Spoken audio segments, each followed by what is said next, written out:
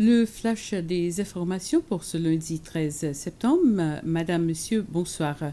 Le ministre des Transports, Anthony Dejac, a annoncé quelques changements dans les décisions du gouvernement relatives aux tarifs des bus et les pénalités du Code de la route devant entrer en vigueur le 1er octobre.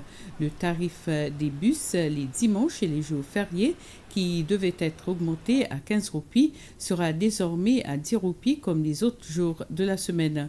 Quant aux pénalités relatives au code de la route qui avaient été augmentées à 1000 roupies, elles seront réduites à 500 roupies.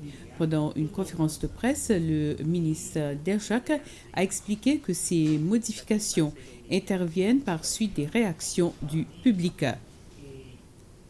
À partir du 20 septembre, la station-service de Beauvallon sera fermée pour une grande rénovation. La station fonctionne depuis 4 décennies et n'a connu que quelques petits travaux d'entretien. En raison de l'état dur des travaux, tous les services vont être temporairement interrompus pendant 3 ou 4 mois.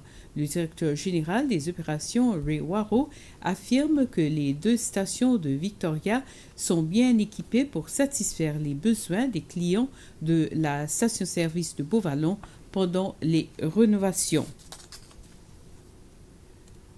La PUC a levé toutes les restrictions sur l'approvisionnement en eau traitée.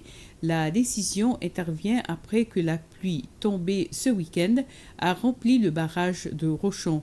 Au cours de ces dernières semaines, PUC avait commencé à imposer des restrictions sur les approvisionnements en eau traitée en raison de la persistance de la saison sèche. Au cours de la semaine dernière, un consultant français travaillait avec la PUC afin de faire une évaluation du barrage de Rochon, une évaluation qui a eu lieu tous les 4 à 5 ans. La compagnie aérienne nationale Air Seychelles a obtenu un délai de 21 jours afin de poursuivre la négociation à l'amiable avec les détenteurs d'obligations exigeant de la compagnie le remboursement d'une somme de 76 millions de dollars.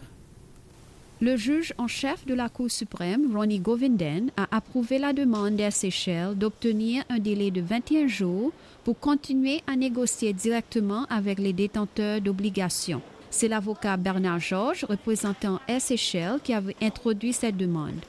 Les détenteurs d'obligations avaient intenté un procès contre Air Seychelles pour exiger le paiement d'une somme de 76 millions de dollars au compte des investissements qu'ils avaient effectués au profit de la compagnie.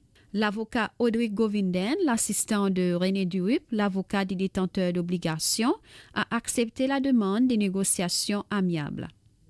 La Cour a également accepté la demande du gouvernement, qui est l'unique actionnaire d'Air Seychelles, de se joindre aux négociations à travers son avocat Joël Camille.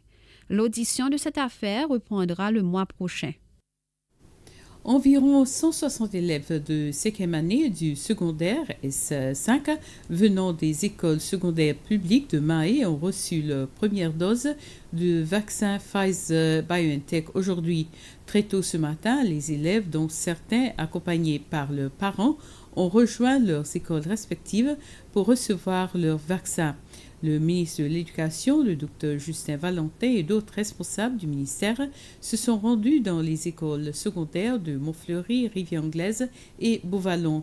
Le ministre Valentin a tenu à remercier les parents qui ont autorisé leurs enfants à recevoir le vaccin et à encourager les autres élèves encore hésitants à rejoindre leurs camarades. Le ministère de la Santé indique qu'à ce jour, il y a 20 748 cas cumulatifs de COVID-19 aux Seychelles. Il dit qu'à partir de ce chiffre, 20 103 personnes se sont remises de la maladie. Mais il dit qu'il y a 535 cas actifs de COVID-19 dans le pays. 509 se trouvent à Mahé, 21 à Pralin et 5 à la Digue. C'est sur cette information qu'on se quitte. Merci à vous de nous avoir suivis. Bonsoir.